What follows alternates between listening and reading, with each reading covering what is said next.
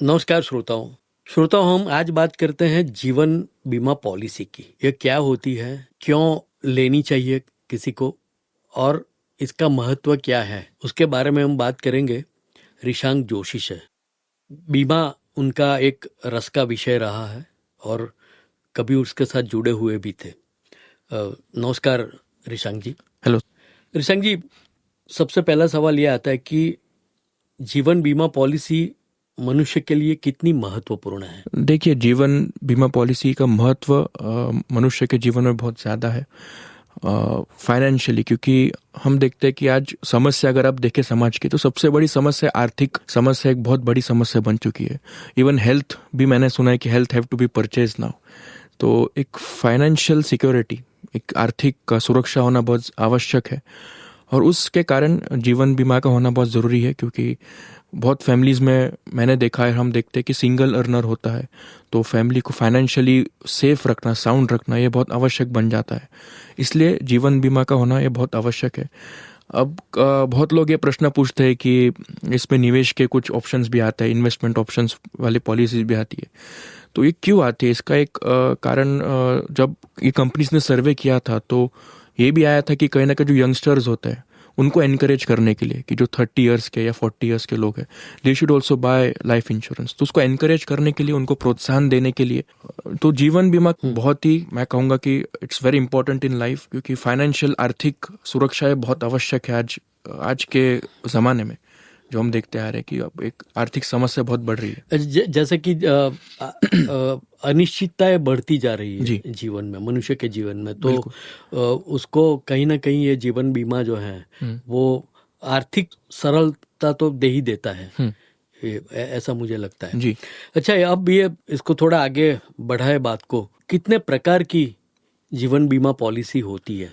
देखिए, नॉर्मली जीवन बीमा है वो, पहले तो उसका बेसिक डेफिनेशन अगर हम समझे तो जीवन बीमा का मीनिंग क्या है, व्हाट इज लाइफ इंश्योरेंस। जीवन बीमा का मतलब होता है कि वो जीवन को सुरक्षित करता है।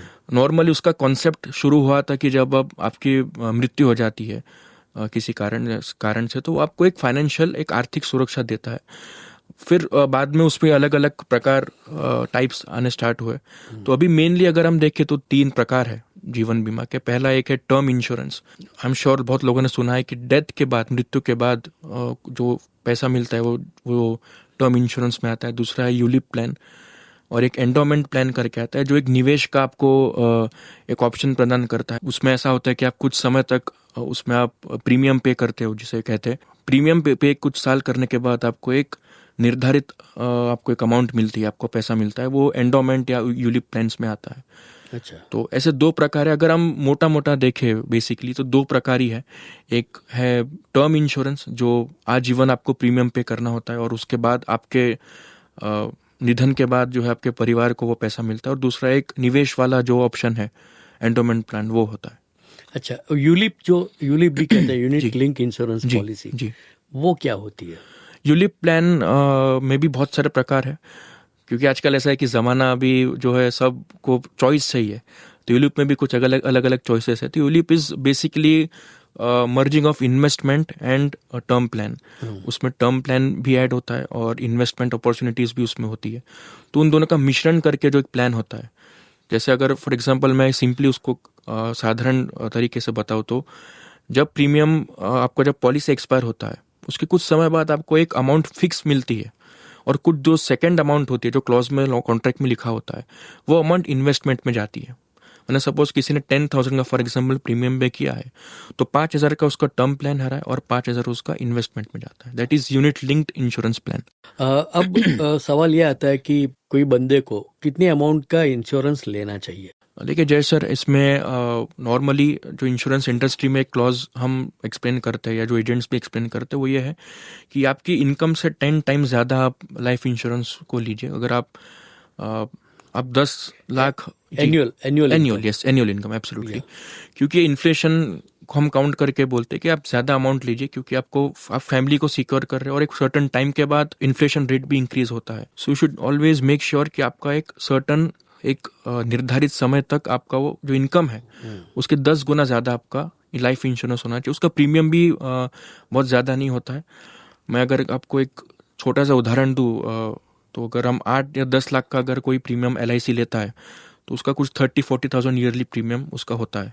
I think that is also very cover है वो ज़्यादा है, लेकिन प्रीमियम इज टर्म लाइफ का प्रीमियम इज रीजनेबल कंपेरेटिवली. अच्छा जी. तो मीन्स वो इसको इंश्योरेंस और इन्वेस्टमेंट दोनों को अलग कर दे तो मुझे लगता है कि टर्म प्लान जो है वो ठीक रहता है, और बाकी जो पैसे बचते हैं वो प्रीमियम के वो उसको आप इन्वेस्ट करते जाओ कहीं और पे, तो ये भी एक जरिया हो सकता है. आपका क्या मानना है? बिल्कुल सही बात है, और जय सर मैं एग्री करता हूँ. और इंश्योरेंस LIC का जो जेन्युइनली कह रहा हूँ कि LIC का कॉन्सेप्ट क्या है, उसका एक फाउंडेशन क्या है, कि उसका फाउंडेशन ये है कि जीवन के साथ भी जीवन के बाद भी, ये उसकी पॉलिसी है, ये उसका एक थॉट है.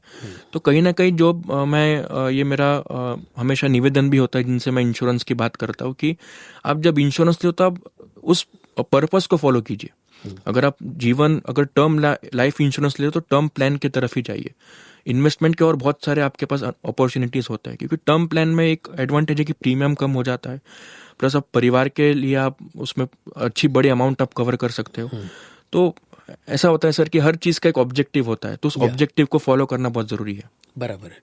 अब ये मान लो किसी ने एक पॉलिसी ली जी, वो टर्म प्लान है या एंडोमेंट है, होल लाइफ वाला है या यूलिप है जी.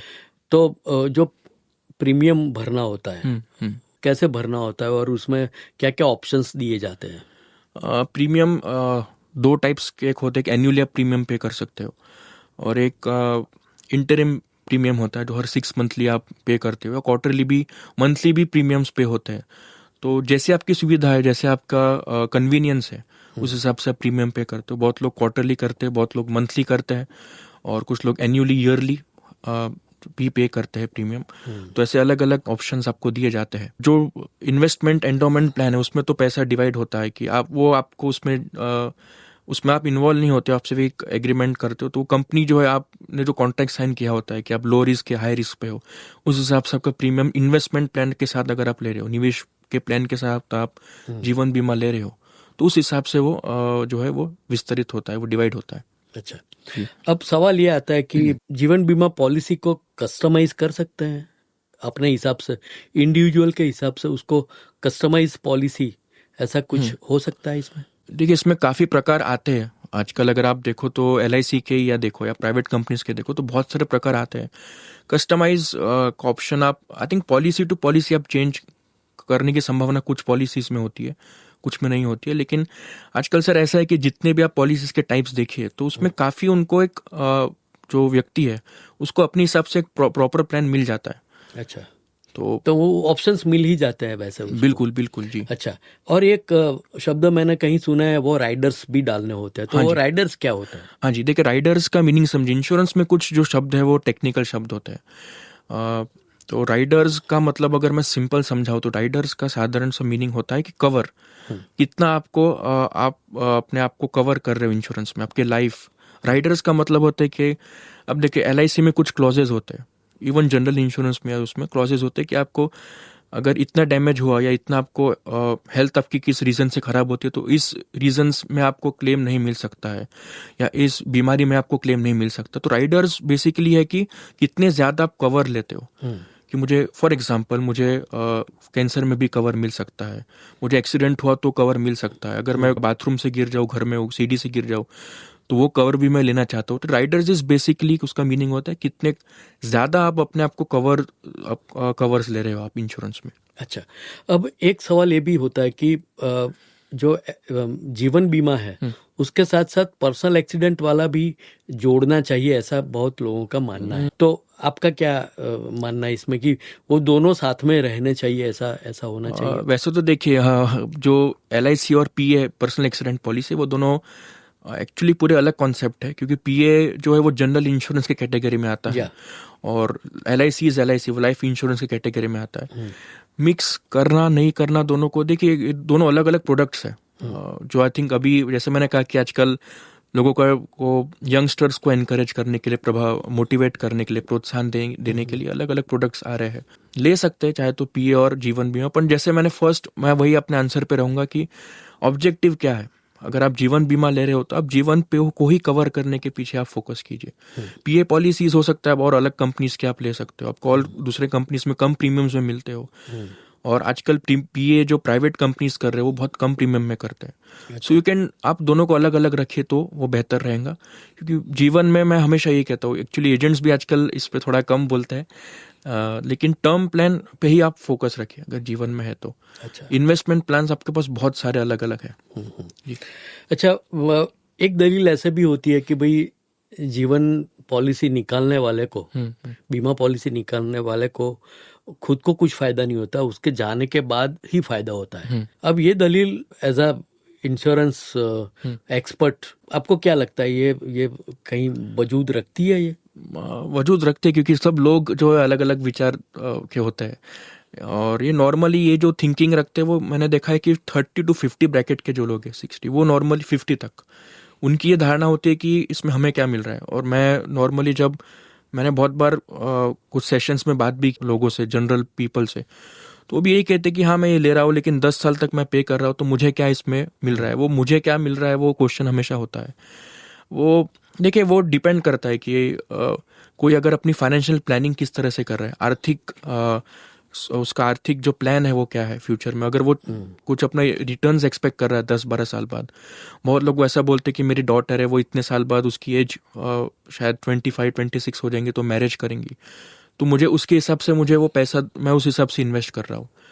तो ये इसमें ऐसा है कि अलग अलग लोगों के हिसाब से इस, जैसे मैंने कहा, प्लान्स अलग अलग बन रहे हैं।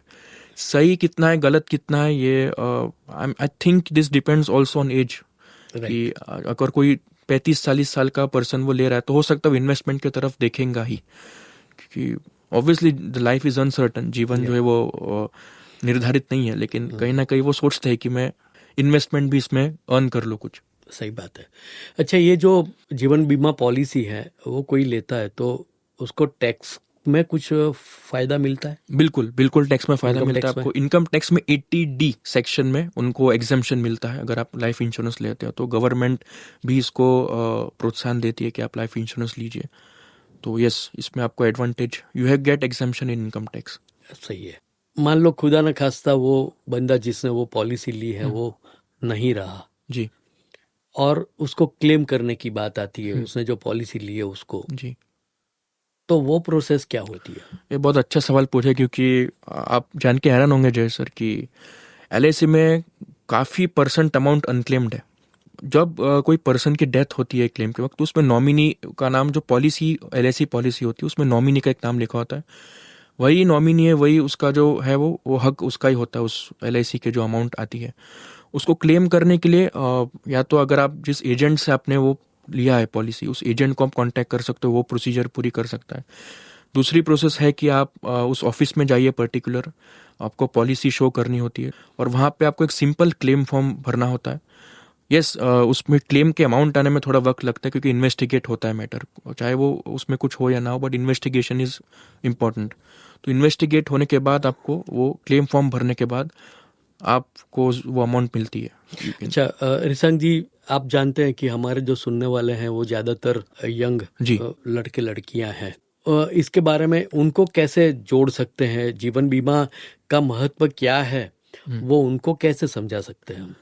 आई थिंक जो यंगस्टर्स है उनको ये बहुत ज़रूरी है समझना कि जीवन बीमा, लाइफ इंश्योरेंस बहुत ज़रूरी है। और ये अगर आप थोड़ा सा, चलो अगर आप यंग है, मैं तो वैसे कहता हूँ लाइफ इंश्योरेंस को टर्म की नज़र से आप देखो, लेकिन अब यंग है तो अब इन्वेस्टमेंट की नज़र से भी अगर आप इसमें करते हो, जो कि LIC प्रोडक्ट्स ला रही है और बाकी काफ़ी अलग कंपनीज भी प्रोडक्ट लाती है, तो इन्वेस्टमेंट की नज़र से भी आप देखो तो it's a very good investment also. आपको आपकी लाइफ भी कवर हो रही है और आपको साथ साथ कुछ हो सकता है आप 10-12 साल तक प्रीमियम पे करो तो आपको एक लमसम अच्छी बड़ी अमाउंट मिलती है, और फिक्स डिपॉजिट जैसा ही ये कॉन्सेप्ट है। तो यंगस्टर्स जो अर्न कर रहे हैं, जो अर्न करने वाले, उन्हें इस तरफ देखना चाहिए कि कहीं ना कहीं उनको आर्थिक फायदा है ज़रूर 101% मिलने ही वाला है, इसमें ये अश्योर्ड है, इसमें दो राह नहीं है। तो यंगस्टर्स ने इसको जो अर्न कर रहे उन्होंने डेफिनेटली इसमें उन्होंने एक अपना प्रीमियम पे करना चाहिए, इसमें उनका सेविंग भी हो जाता है और कुछ समय बाद वो अच्छी खासी अमाउंट उनके पास आ सकती है। मुझे लगता है रिसंग जी की ये जो फाइनेंशियल प्लानिंग वाली बात है या फाइनेंशियल लिटरेसी की बात है जी, उसमें ये बीमा भी होना चाहिए कि क्योंकि वो जो सिक्योरिटी देता है, वो जो आपके बाद फैमिली को भी देता है, और मान लो वो आपने वो मनी बैक पॉलिसी ली है, बिल्कुल, तो आपको जीते जी भी वो फायदा करती है। तो कहीं ना कहीं ये फाइनेंशियल प्लानिंग में इसको डालना चाहिए, ऐसा लगता है 100%। आपको? बिल्कुल सर, क्योंकि देखिए आपका पोर्टफोलियो कैसा होना चाहिए, it should be always divided. आपको पोर्टफोलियो हर सेक्टर्स में डिवाइड होना चाहिए।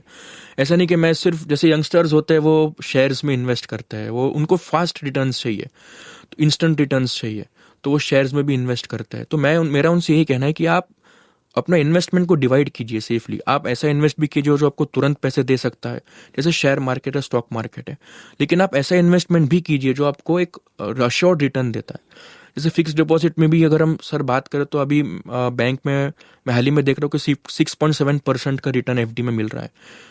ठीक है, वो बहुत एनकरेजिंग उतना नहीं है, लेकिन कहीं ना कहीं एक फिक्स रिटर्न देता है। एलआईसी का अगर आप इंटरेस्ट कैलकुलेट करें उतने प्रीमियम पेमेंट के बाद, उसका भी इंटरेस्ट अच्छा खासा, एफडी से भी अच्छा इंटरेस्ट आपको मिलता है।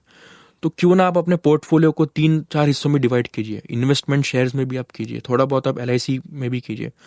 तो जो आपको हो सकता है, भगवान ना करे कि आप अगर किसी चीज में आप या स्टॉक मार्केट्स में अगर आप लूज करते हो, तो आप ऐसे सोर्स से अर्न कर सकते हो जो कि एलआईसी है, जो मुझे लगता है बहुत अच्छा सोर्स है इन्वेस्टमेंट के लिए।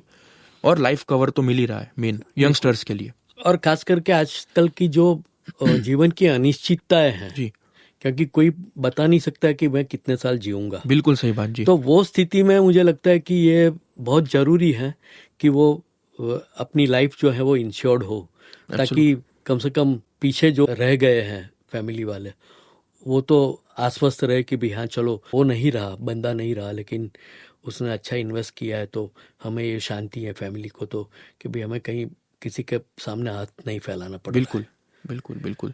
आपने अपना वक्त दिया कीमती, हम आपके आभारी हैं। Thank you so much sir.